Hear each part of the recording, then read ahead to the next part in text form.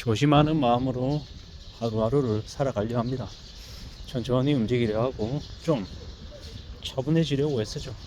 평상시보다도 걷는 속도도 좀 줄이고 행동도 조금 느릿느릿 천천히 하려 합니다. 느릿느릿 움직이고 천천히 결정하는 사람들을 사기꾼들이 제일 싫어한다고 하죠.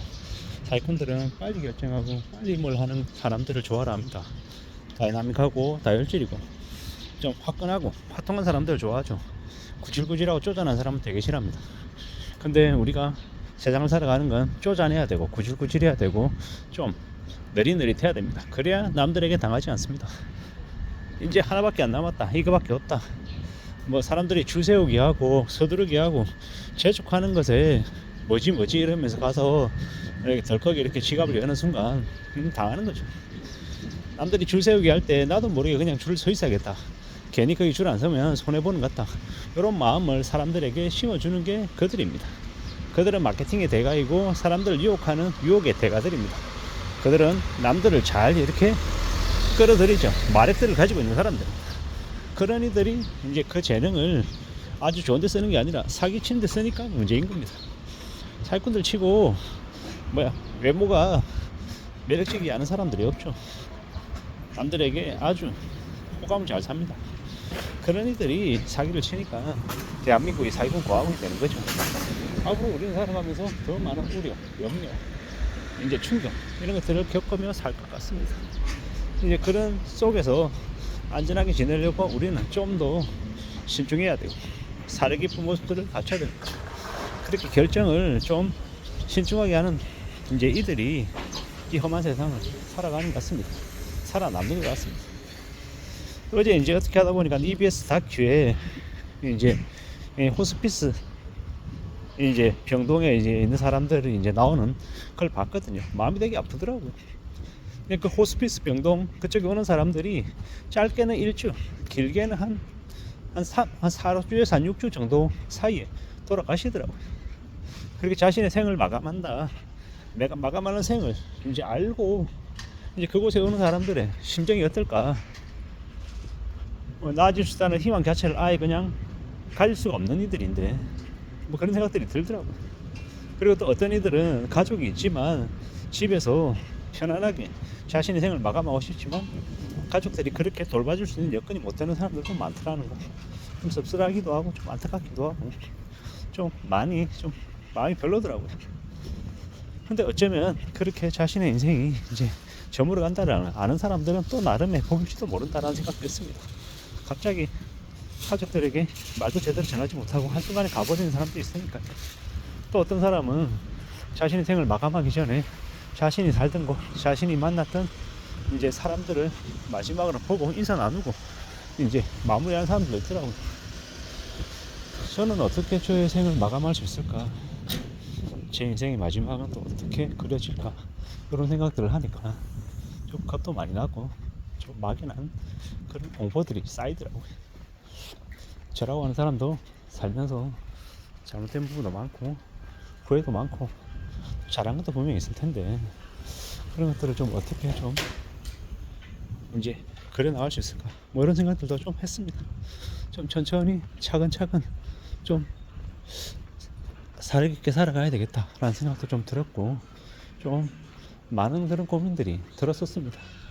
누가 뭐라 해도 살아간다는 게 참 쉽지 않은데 그 쉽지 않은 삶을 어떻게 살아갈 수 있을까, 살아낼 수 있을까, 또 앞으로는 어떤 일들이 나에게 또 펼쳐질까, 이런 여러 가지 궁금증들이 많이 생겼습니다.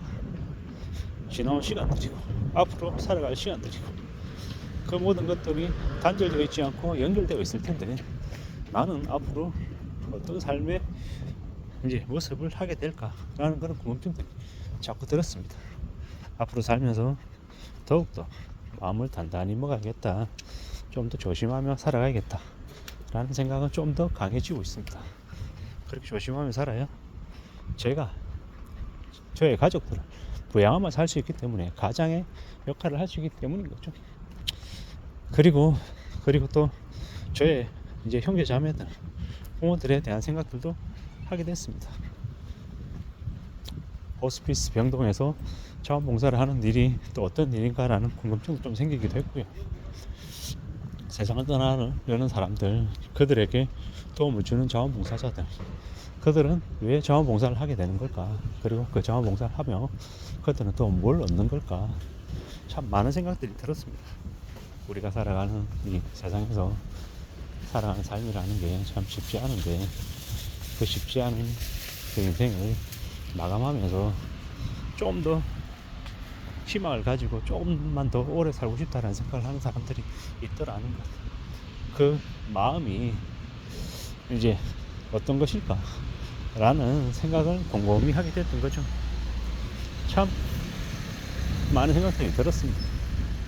누가 뭐라 해도 건강해야 된다라는 거, 그리고 가족들에게 얼마 남지 않은 시간을 잘 쓸 수 있어야겠다라는 생각도 좀 했죠. 천천히 차근차근 차분하게 살아가야 될 텐데 라는 생각도 더 했습니다. 참 씁쓸하기도 하고 안타깝기도 하고, 또 뭔가 나름의 희망이라는 걸 좀 그려볼 수 있으면 좋겠다라는 생각도 들었고요. 이제 최근에 이제 이래저래 여러 가지 일 때문에 병원을 계속 다니는데, 병원 다니는 게 좀 지겹기도 하지만은 그래도 이 병원을 계속 다녀서 조금이라도 이제 건강을 유지할 수 있다라고 하면 감사하는 거죠. 참 저는 몰랐는데 이제 주말에는 소아과들이 붐비고, 이제 월요일 아침은 또 내과에 어르신들이 또 되게 많이 붐비더라고요.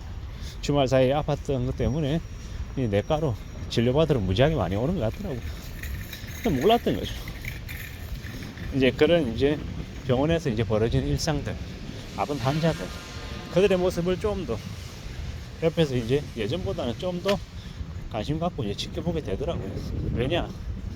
제가 아프니까, 저도 이제 그 환자 중에 한 명이 되니까 그런 이제 생각들이 들더라고요. 앞으로 살면서 좀 더 차분하게 잔잔하게 살아가고, 또 조심도 조심해야 되고 좀 더 신중해야 될 것 같다라고 생각했습니다.